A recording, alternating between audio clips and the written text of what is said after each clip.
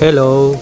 Ito na yung ika-third day namin sa Vietnam, Halong Bay Cruise. Tara, samahan nyo kami.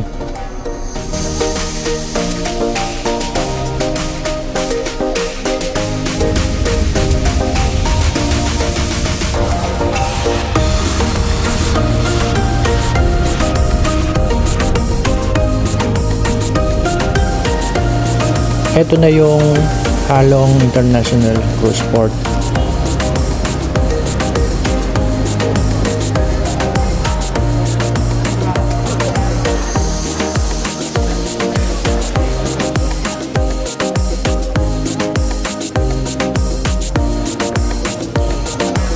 Nandito na kami ngayon sa Athena Lounge. So dito kami nagantay at nagkaroon ng head count at nag-inspect ng mga luggage.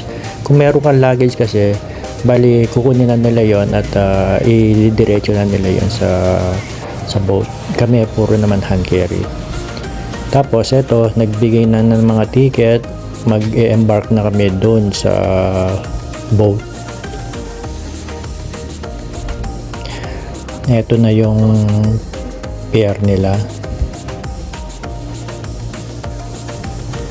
Pero napansin ko, pagdating dito, akala ko didiretso na kami sa cruise, boat cruise. Ang pala parang dito muna kami sasakay sa taxi boat nila. So, eto pa lang, papa-embark na kami sa boat cruise. Ayan, wine-welcome na kami ng mga staff nila.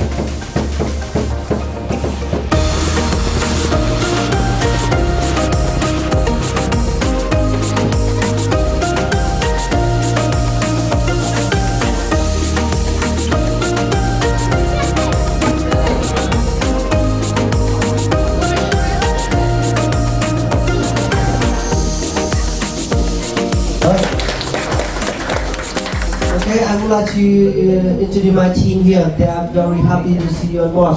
And the first one, very important on our cruise, Mr. Chin. He's Pagkatapos ng welcoming speech ng manager dito, binigay na sa amin yung mga susi namin sa room para mag-check-in na. So, dun sa briefing nila, kasama na yung mga activity namin gagawin within 2 days. So, dito, magro-room tour na tayo. Pero mga guys, allow me to express my disappointment, no? Kasi originally, ang booking ni YP dun sa Alisa. Ang nangyari dito, 1 week before nung schedule namin, bigla nag-chat sa amin yung local operator nila na sabi nila yung date na yon maraming darating na mga group of people, maapektuhan yung schedule namin. So ito yung ibibigay nila. So dapat pala ang ginawa namin nun, hindi kami pumayag kasi mas bago yung Alisa kaysa dito sa Athena. Pero nevertheless, wala na kaming choice kasi gusto nila mag-book ng panibago. So, kinuha na namin to. Kaya, take note na lang yung ganun mga guys, no? Para hindi kayo magaya sa amin.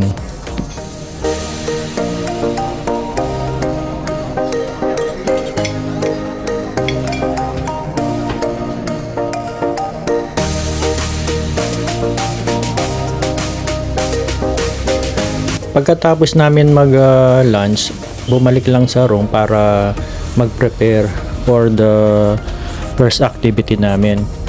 Yun yung hiking doon sa Surprising Cave or also known as Sung Sot Cave. This is the largest and most beautiful cave in Halong Bay.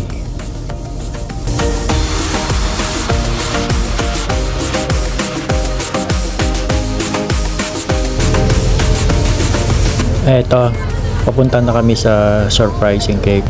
Bali, hinatid lang kami nung taxi boat nila. Sa kasalukuyan, ang haba ng pila. Tapos, ang lakas pa ng ulan. Ayan, no? Kaya puro kami nakakapote. Ito na yung bali papakyat dun sa entrance ng cave.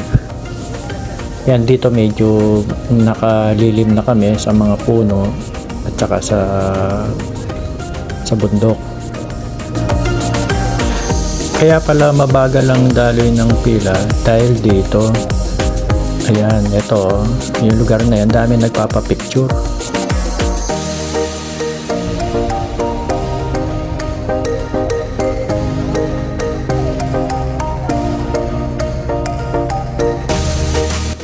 Ayan mga guys, meron kasing platform yan overlooking yung mga islet.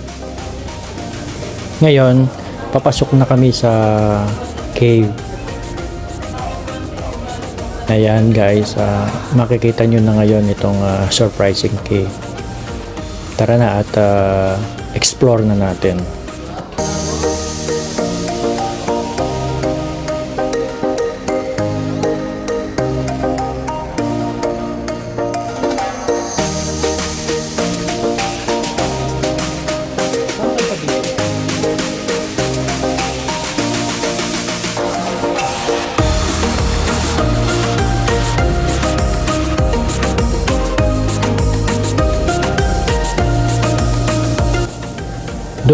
Doon kami galing kanina, and then may isang susuotan pang isang butas. Ayun, oh.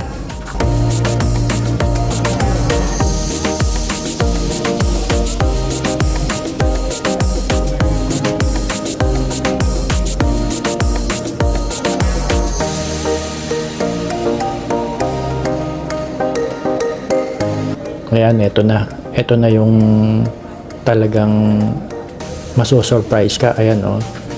Ang lawak guys, no? Grabe. Worth it yung pagpunta namin dito.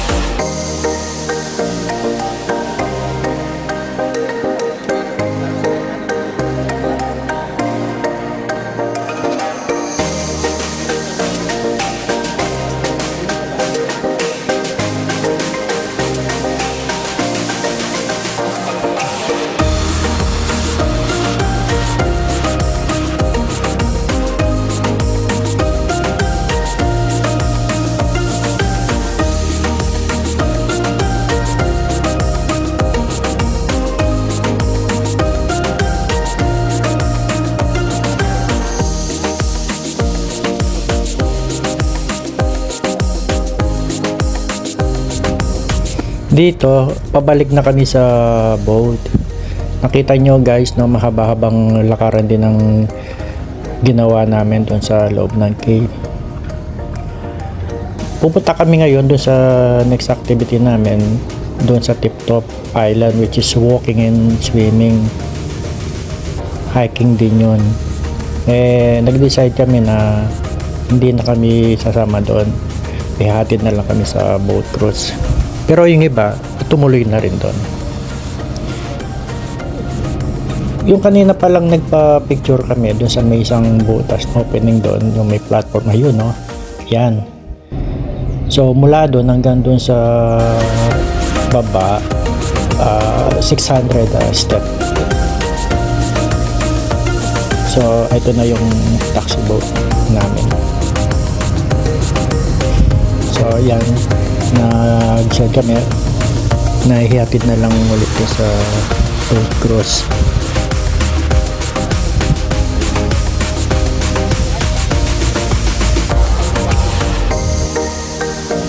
Ngayon, pagdating namin sa boat cruise, umakyat saglit dito sa deck para makita nyo kung ano itsura dito sa deck. At dito rin daw gaganapin yung happy hour kung tawagin nila. Meron silang cooking class. Maya maya lang yun, mga 6 PM.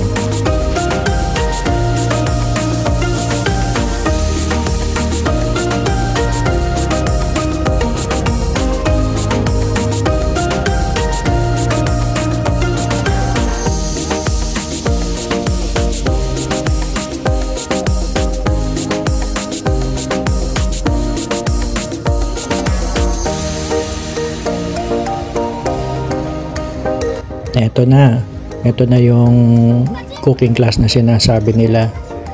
Ayan si YP, magpa-participate siya. The other side.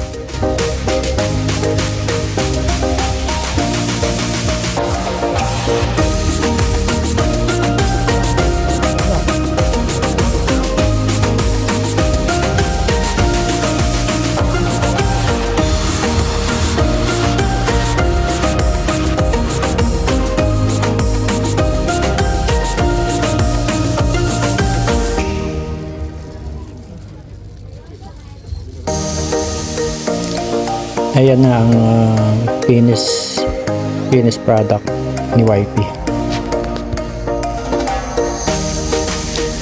So day 2 na to guys.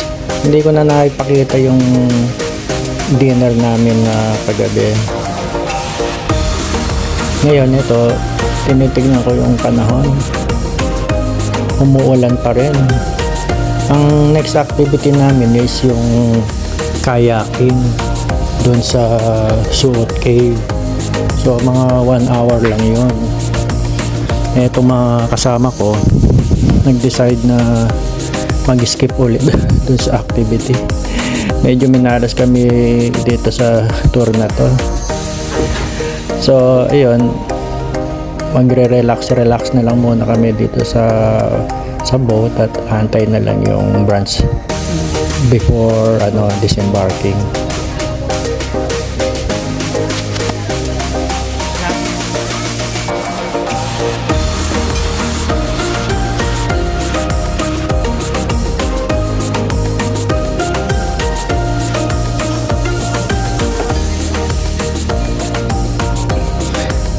Pakita ko sa inyo yung brunch buffet nila dito guys. After this check out na, tapos magde-disembark na kami dito sa boat cruise.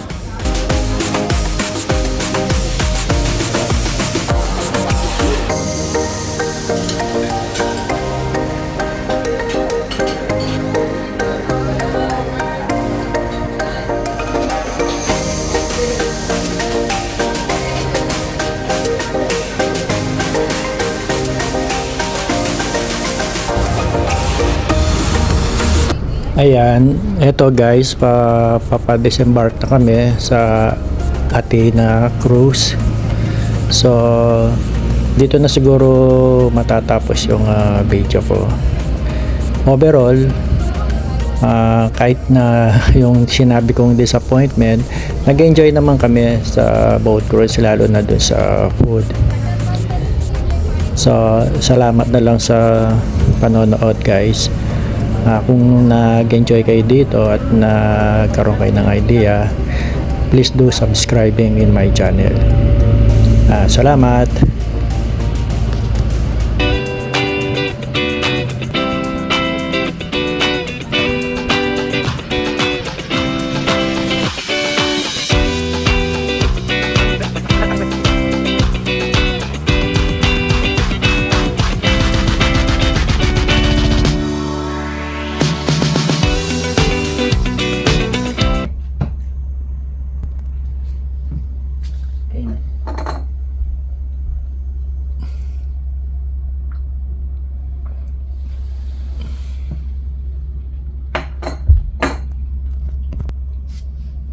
Sarap pala ng ganitong bakasyon, no?